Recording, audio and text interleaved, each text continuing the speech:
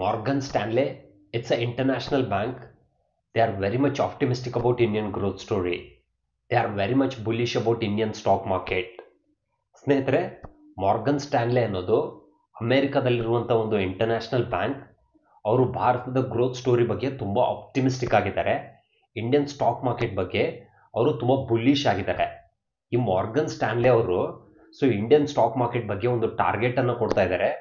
By 2026 2020 ಆರಂಭದಲ್ಲಿ Indian stock market ಏನಿವತ್ತು 80,000ದಲ್ಲಿ trade ಆಗ್ತಿದೆ ಸೆನ್ಸೆಕ್ಸು. ಇನ್ನೊಂದು 6 ತಿಂಗಳಲ್ಲಿ ನಮ್ಮ ಸೆನ್ಸೆಕ್ಸ್ ಬಂದ್ಬಿಟ್ಟು 1 ಲಕ್ಷ ಪಾಯಿಂಟ್ ರೀಚ್ ಆಗ್ಬೋದು ಅಂತ ಹೇಳಿ ಮಾರ್ಗನ್ ಸ್ಟ್ಯಾನ್ಲೆ ಟಾರ್ಗೆಟ್ ಅನ್ನ ಕೊಡ್ತಾ ಇದ್ದಾರೆ. ಒಂದು ವೇಳೆ 1 ಲಕ್ಷ ಪಾಯಿಂಟ್ ಏನಾದರೂ ಸೆನ್ಸೆಕ್ಸ್ ರೀಚ್ ಆಗಿದ್ದೆ ಆದರೆ which is going to be 25% upside potential from the current level. 80,000ದಿಂದ 1 ಲಕ್ಷಕ್ಕೆ ಹೋದ್ರೆ 25% ಗ್ರೋತ್ ಸಿಕ್ಕಂಗಾಯ್ತು.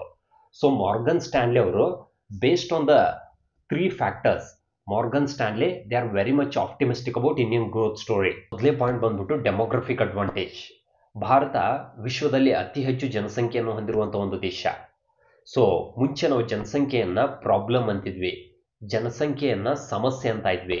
ಆದ್ರೆ ಇವತ್ತು ಜನಸಂಖ್ಯೆ ಅನ್ನೋದು ಅಡ್ವಾಂಟೇಜ್ ಆಗಿ ಕನ್ವರ್ಟ್ ಆಗಿದೆ. ಇವತ್ತು ಜನಸಂಖ್ಯೆ ಅನ್ನೋದು ರಿಸೋರ್ಸ್ ಆಗಿ ಕನ್ವರ್ಟ್ ಆಗಿದೆ. ನಮ್ಮ ಜನಸಂಖ್ಯೆಯ ವಿಶೇಷತೆ ಏನಂತಂದ್ರೆ ನಾವೇನು 140 ಕೋಟಿ ಜನಸಂಖ್ಯೆ ಇದ್ದೀವಿ, ಅದರಲ್ಲಿ 70% of population which is Young.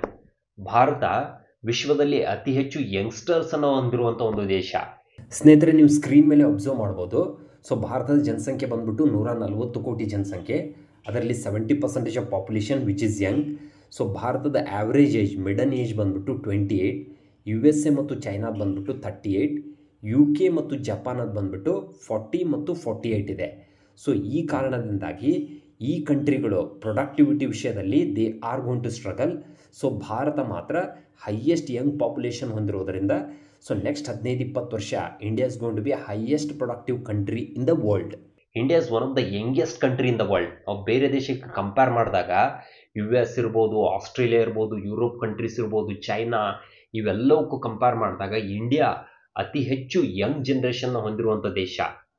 ಆ ಕಾರಣದಿಂದಾಗಿ ಇನ್ನೊಂದು 30-40 ವರ್ಷ India is going to be highest productive country in the world. ಬೇರೆ ಕಂಟ್ರಿಗಳು with regards to the productivity they are going to struggle. ಎರಡನೇ ಪಾಯಿಂಟ್ ಬಂದ್ಬಿಟ್ಟು ಗೌರ್ಮೆಂಟ್ ಸ್ಪೆಂಡಿಂಗ್ ಆನ್ ಇನ್ಫ್ರಾಸ್ಟ್ರಕ್ಚರ್ಸ್. ಸ್ನೇಹಿತರೆ, ಯಾವುದೇ ಒಂದು ದೇಶ ಗ್ರೋ ಆಗಬೇಕು, ಡೆವಲಪ್ಮೆಂಟ್ ಆಗಬೇಕು, ಥರ್ಡ್ ಲಾರ್ಜೆಸ್ಟ್ ಇಕಾನಮಿ ಆಗಬೇಕು ಅಂತಂದರೆ ಆ ದೇಶದಲ್ಲಿ ಮೂಲಭೂತ ಸೌಕರ್ಯಗಳು ಪ್ರಮುಖ ಪಾತ್ರವನ್ನು ವಹಿಸುತ್ತೆ. ಮೂಲಭೂತ ಸೌಕರ್ಯಗಳಂತಂದರೆ ರೋಡ್ ಇರ್ಬೋದು, ಬ್ರಿಡ್ಜ್ ಇರ್ಬೋದು, ರೈಲ್ವೆ ಸ್ಟೇಷನ್, ಏರ್ಪೋರ್ಟ್. ಇವೆಲ್ಲವನ್ನು ನಾವು ಮೂಲಭೂತ ಸೌಕರ್ಯಗಳಂತ ಕರಿತೀವಿ.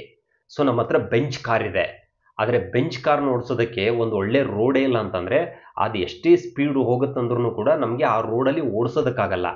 ಅದಕ್ಕೋಸ್ಕರ ಯಾವುದೇ ಒಂದು ದೇಶ ಡೆವಲಪ್ಮೆಂಟ್ ಆಗಬೇಕು ಅಂತಂದರೆ ಮೊದಲು ಬೇಸಿಕ್ ಆಗಿ ಮೂಲಭೂತ ಸೌಕರ್ಯಗಳನ್ನು ನಾವು ಡೆವಲಪ್ಮೆಂಟ್ ಮಾಡಬೇಕಾಗತ್ತೆ. ಕೇಂದ್ರ ಸರ್ಕಾರ ಮೂಲಭೂತ ಸೌಕರ್ಯಗಳನ್ನು ಡೆವಲಪ್ಮೆಂಟ್ ಮಾಡೋದಕ್ಕೆ ಹೆಚ್ಚು ಗಮನ ಕೊಡ್ತಾ ಇದೆ. ಇತ್ತೀಚೆಗೆ ರೋಡ್ಗಳನ್ನು ಡೆವಲಪ್ಮೆಂಟ್ ಮಾಡ್ತಾ ಇದೆ, ನ್ಯಾಷನಲ್ ಹೈವೇಗಳನ್ನು ಡೆವಲಪ್ಮೆಂಟ್ ಮಾಡ್ತಾ ಇದೆ, ನಮ್ಮ ರೈಲ್ವೆ ಸ್ಟೇಷನ್ಗಳನ್ನು ಡೆವಲಪ್ಮೆಂಟ್ ಮಾಡ್ತಾ ಇದೆ, ಏರ್ಪೋರ್ಟ್ಗಳನ್ನು ಡೆವಲಪ್ಮೆಂಟ್ ಮಾಡ್ತಾ ಇದೆ, ಬಂದರ್ಗಳನ್ನು ಡೆವಲಪ್ಮೆಂಟ್ ಮಾಡ್ತಾ ಇದೆ. ಈ ಎಲ್ಲ ಕಾರಣದಿಂದಾಗಿ ಭಾರತದ ಗ್ರೋತ್ ಸ್ಟೋರಿ ನೆಕ್ಸ್ಟ್ ಲೆವೆಲ್ಗೆ ಹೋಗುತ್ತೆ ಅಂತ ಹೇಳಿ ಮಾರ್ಗನ್ ಸ್ಟ್ಯಾನ್ಲೆ ಅವರು ಆಪ್ಟಿಮಿಸ್ಟಿಕ್ ಆಗಿದ್ದಾರೆ. ಥರ್ಡ್ ಪಾಯಿಂಟ್ ಬಂದ್ಬಿಟ್ಟು ಡಿಜಿಟಲೈಸೇಷನ್. ಸ್ನೇಹಿತರೆ, ಇವತ್ತು ಡಿಜಿಟಲೈಸೇಷನ್ ಅನ್ನೋದು ಭಾರತದಲ್ಲಿ ಒಂದು ದೊಡ್ಡ ಕ್ರಾಂತಿಯನ್ನೇ ಮಾಡಿಬಿಟ್ಟಿದೆ. ಜಸ್ಟ್ ಒಂದು 10 ವರ್ಷದ ಹಿಂದೆ India was a completely cash driven economy. ನಮ್ಮೆಲ್ಲ ಆರ್ಥಿಕ ಚಟುವಟಿಕೆಗಳು ಕಂಪ್ಲೀಟ್ ಆಗಿ ಕ್ಯಾಶ್ ಮೂಲಕ ನಡೀತಾ ಇತ್ತು. ಇವತ್ತು ಭಾರತದಲ್ಲಿ 90% ಆಫ್ ಟ್ರಾನ್ಸಾಕ್ಷನ್ ಡಿಜಿಟಲಿ ನಡೀತಾ ಇದ್ದಾವೆ.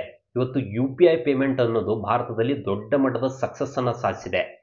ಆ ಕಾರಣದಿಂದಾಗಿ ನಮ್ಮೆಲ್ಲ ಆರ್ಥಿಕ ಚಟುವಟಿಕೆಗಳು ಇವತ್ತು ಡಿಜಿಟಲಿ ನಡೀತಾ ಇದ್ದಾವೆ. ಇವತ್ತು ಶಾಪಿಂಗ್ ಇರ್ಬೋದು, ಎಜುಕೇಷನ್ ಇರ್ಬೋದು, ಎಂಟರ್ಟೈನ್ಮೆಂಟ್ ಇರ್ಬೋದು, ಹಾಸ್ಪಿಟಾಲಿಟಿ ಇರ್ಬೋದು. 90% ಆಫ್ ನಮ್ಮೆಲ್ಲ ವರ್ಕೂ ಕೂಡ ಇವತ್ತು ಆನ್ಲೈನಲ್ಲಿ ನಡೀತಾ ಇದ್ದಾವೆ. ಆನ್ಲೈನ್ ಅನ್ನೋದು ಭಾರತದಲ್ಲಿ ಅಷ್ಟು ದೊಡ್ಡ ಮಟ್ಟದ ಕ್ರಾಂತಿಯನ್ನು ಮಾಡಿಬಿಟ್ಟಿದೆ. ಅದ್ರ ಜೊತೆಗೆ ಮಾರ್ಗನ್ ಸ್ಟ್ಯಾನ್ಲೆ ಏನು ಎಕ್ಸ್ಪೆಕ್ಟ್ ಮಾಡ್ತಾ ಇದೆ ಅಂತಂದರೆ ನೆಕ್ಸ್ಟ್ ಒಂದು 2 ಕ್ವಾರ್ಟರ್ ಟಾಪ್ ಕಂಪ್ನಿಗಳ ಅರ್ನಿಂಗ್ಸ್ ಅಂತ ಏನು ಕರಿತೀವಿ, ಕಾರ್ಪೊರೇಟ್ ಅರ್ನಿಂಗ್ಸ್, ಅದು ತುಂಬ ಚೆನ್ನಾಗಿ ಬರ್ಬೋದು ಅಂತೇಳಿ ಮಾರ್ಗನ್ ಸ್ಟ್ಯಾನ್ಲೆ ಎಕ್ಸ್ಪೆಕ್ಟ್ ಮಾಡ್ತಾ ಇದೆ. ಅದಲ್ಲದೆ ಭಾರತದಲ್ಲಿ ಇವತ್ತು ಇನ್ಫ್ಲೇಷನ್ ರಿಡ್ಯೂಸ್ ಆಗ್ತಿದೆ, ಬೆಲೆ ಏರಿಕೆ ಕಮ್ಮಿ ಆಗ್ತಿದೆ. ಯಾವಾಗ ಬೆಲೆ ಏರಿಕೆ ಕಮ್ಮಿ ಆಗುತ್ತೆ, ಕನ್ಸಂಪ್ಷನ್ ಪಿಕಪ್ ಆಗುತ್ತೆ. ಯಾವಾಗ ಕನ್ಸಂಪ್ಷನ್ ಪಿಕಪ್ ಆಗುತ್ತೆ which is very good for the economy. ಅಷ್ಟಲ್ಲದೆ ಜಿಯೋ ಪೊಲಿಟಿಕಲ್ ಟೆನ್ಷನ್ಸು ನಿಧಾನವಾಗಿ ಕಮ್ಮಿ ಆಗ್ತಾ ಇದ್ದಾವೆ.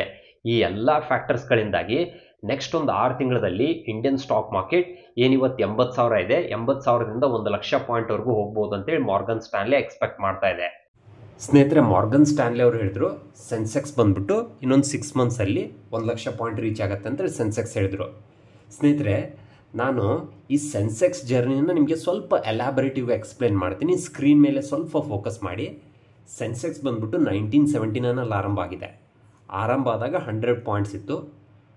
1984ಗೆ ವಿದಿನ್ 5 ಇಯರ್ಸಲ್ಲಿ ಸೆನ್ಸೆಕ್ಸ್ ಬಂದ್ಬಿಟ್ಟು 250ಗೆ ಬಂತು. 2 ಟೈಮ್ಸ್ ಗ್ರೋತ್ ಆದಂಗೆ ಆಯಿತು ಆ 5 ಇಯರ್ಸಲ್ಲಿ.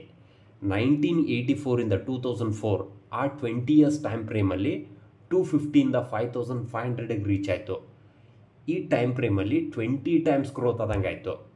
2004ಇಂದ 2024 84,000ಗೆ ಹೋಗ್ಬಿಟ್ಟು ಸೆನ್ಸೆಕ್ಸ್ ಇವಾಗ 80,000ಗೆ ಬಂದಿದೆ. ಈ 20 ಟೈಮ್ ಫ್ರೇಮಲ್ಲಿ 15 ಟೈಮ್ಸ್ ಗ್ರೋತ್ ಆದಂಗೆ ಆಯಿತು. ಸೊ ಇದೇ ರೀತಿ ಸೆನ್ಸೆಕ್ಸು ನೆಕ್ಸ್ಟ್ 20 ವರ್ಷ ಏನಾದರೂ ಗ್ರೋತ್ ಆಯಿತು, 15 ಟೈಮ್ಸ್ ಏನಾದರೂ ಗ್ರೋತ್ ಆಯಿತು ಅಂತಂದರೆ ಸೆನ್ಸೆಕ್ಸ್ ಬಂದ್ಬಿಟ್ಟು 2044ರಲ್ಲಿ 2044ರಲ್ಲಿ ಸೆನ್ಸೆಕ್ಸ್ ಬಂದ್ಬಿಟ್ಟು 15 ಲ್ಯಾಕ್ ರೀಚ್ ಆಗುತ್ತೆ.